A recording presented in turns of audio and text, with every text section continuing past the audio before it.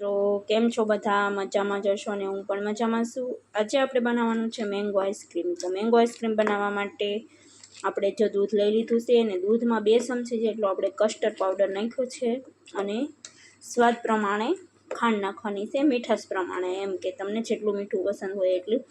તો એ હું તમને નાખતા બતાવતા ભૂલી ગઈ છું, તો સોરી। અને લાસ્ટ સુધી વિડીયો જોજો આપણે કઈ રીતે આઈસ્ક્રીમ બનાવીએ છીએ। તો આપણે સરસ રીતે દૂધને ઉકાળી લેવાનું છે। આ રીતે દૂધ ઘાટું થઈ જવું જોઈએ, એકદમ મસ્ત દૂધ ઘાટું થઈ જાય અને ખાંડ સરસ આપણી ઓગળી જાય, દૂધમાં કચ્છાશ પણ વયું જાય એટલું દૂધ આપણે ગરમ કરવાનું છે। 2 થી 3 ઉભરા લેવાના છે દૂધમાં આપણે, અને સરસ રીતે ઘાટું દૂધ થોડું કરી લેવાનું છે। તમે કસ્ટર્ડ પાવડર 2 ચમચી જેટલો એડ કરશો, 1.5 લીટર દૂધ હોય એમાં, એટલે સરસ દૂધ આપણું ઘાટું અને ક્રીમી થઈ જશે। અને દૂધ આપણે ફૂલ ફેટ જ લેવાનું છે। તો આપણે આ રીતે પહેલાં દૂધને બધું ગરમ કરી લઈશું, પછી આપણે મેંગોને મતલબ કેરીને આપણે કટિંગ કરી અને મિક્સર જારમાં પીસી લઈશું। તો ત્યાં સુધી આપણે દૂધને ગરમ કરી લઈએ। દૂધને ઠંડુ કરવા મૂકશું ત્યારે કેરીની પ્રોસેસ કરી લઈશું આપણે। તો આપણે સરસ દૂધ ગરમ થઈ જાય ને પછી ઠંડુ પણ કરવાનું છે। ઠંડુ થઈ જાય પછી આપણે મેંગો એડ કરવાનો છે, કેરી એડ કરવાની છે। તો આપણે કેરીને ચાલુ ઉતારીને પલ્પ કરી લઈશું। તો આપણે દૂધ હવે સરસ ઘાટું અને ગરમ પણ થઈ ગયું છે, તમે જોઈ શકો છો એકદમ મસ્ત આપણું દૂધ ઘાટું થઈ ગયું છે। તો હવે આપણે ગેસની આંચ કરી દઈશું બંધ।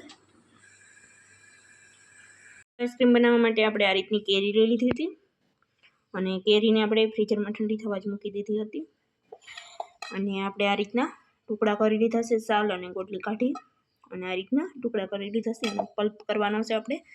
તો આપણે મિક્સર જારમાં સરસ રીતે પીસી લઈશું। અને જે દૂધ આપણે ઠંડુ થવા મૂક્યું હતું ને એ પણ આપણું સરસ દૂધ ઠંડુ થઈ ગયું છે, તમે જોઈ શકો છો, અને મસ્ત ઘાટું પણ થઈ ગયું છે। તો આ રીતનું ઘાટું દૂધ થઈ ગયું છે આપણું। આમાં પણ આપણે થોડુંક દૂધ એડ કરી અને પીસી લઈશું। અને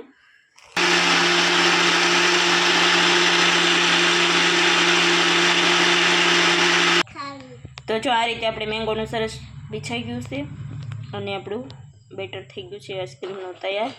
તો હવે આપણે દૂધ પણ જે ઠંડુ કરવા રાખ્યું હતું એ પણ પીસી લઈએ, એટલે મસ્ત આપણું આઈસ્ક્રીમ ક્રીમ થઈ જાય। તો જો આ રીતે આપણે સરસ મસ્ત આઈસ્ક્રીમનું બેટર થઈ ગયું છે તૈયાર, અને એકદમ મસ્ત આપણું આઈસ્ક્રીમ બની ગયું છે।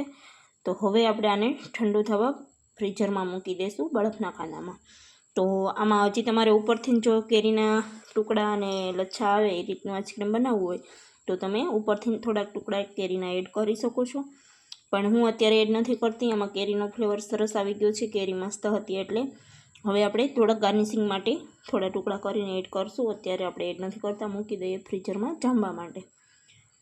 તો 4 થી 5 કલાક માટે આપણે ફ્રીઝરમાં રાખશું એટલે સરસ આપણું આઈસ્ક્રીમ જામી જશે, મસ્ત મજાનું થઈ જશે તૈયાર। તો મેંગોનું આઈસ્ક્રીમ કોણે ખાધું છે એ કોમેન્ટમાં જરૂરથી બનાવજો, અને તમને કેવું લાગ્યું છે એ પણ બતાવજો।